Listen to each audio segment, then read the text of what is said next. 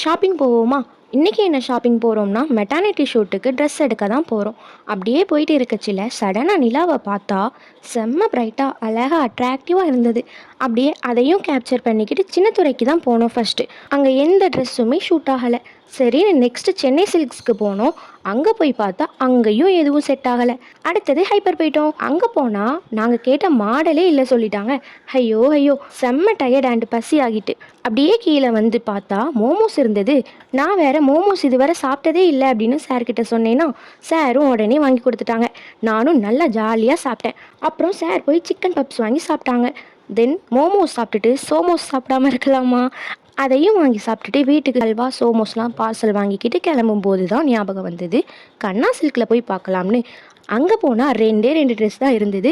2 கலரில் இருந்தது. அதில் ஒன்று நான் கேட்ட கலர், அதுவும் எனக்கு பிடிச்ச மாதிரி இருந்துச்சு.